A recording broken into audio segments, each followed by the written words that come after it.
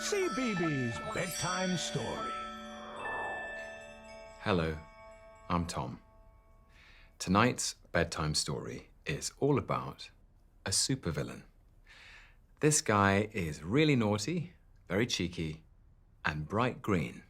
But never fear, because where there's trouble, a superhero is sure to follow.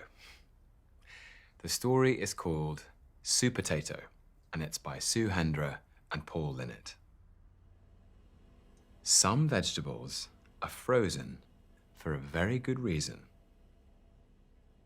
Don't believe me? Then keep reading. It was nighttime in the supermarket, and all was quiet. But crash bang, something had escaped from the freezer. Something small and round and green. Something looking for trouble. Big trouble. "Help! Help!" cried Carrot.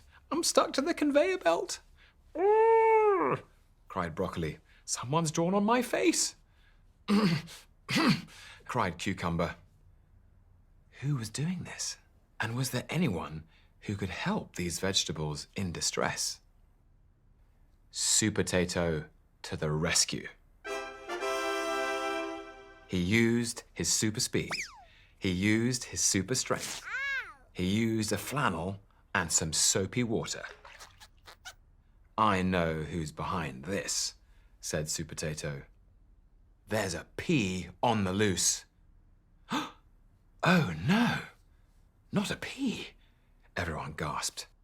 "Yes, a pea, but I'm out of the freezer now, and I'm never going back." And the evil pea ran off to commit more terrible crimes. "Time for a dip, little veggies." "Now that's enough," shouted Supertato.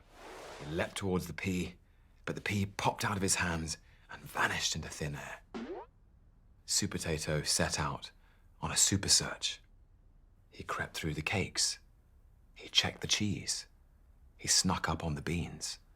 And then something caught his eye. "The game's up!" yelled Supertato. "Kapow!" But the pea bounced out of reach and onto a trolley. Supertato was just about to stop him with his super strength when the trolley crashed and he was thrown down into the icy depths of the freezer. Was this the end of Supertato? Not quite.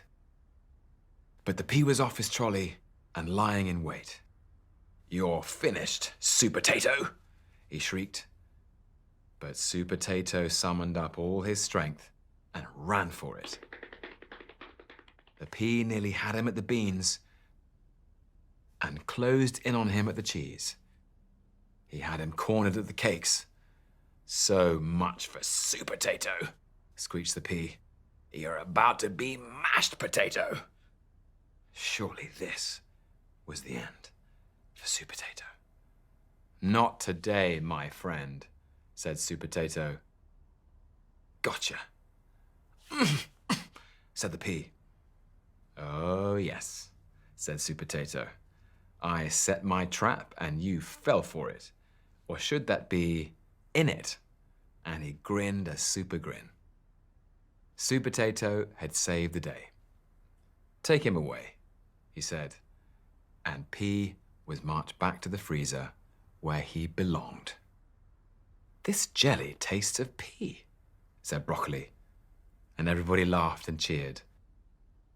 So remember, folks, some vegetables are frozen for a very good reason. Maybe you'd better go and check your freezer, just in case there's an escapee in your house. Wow, that little pea caused a lot of mayhem, but luckily, Supertato was there to save the day.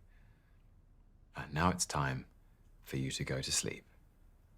Perhaps you'll dream of mischievous villains or brave superheroes tonight. Good night, little peas.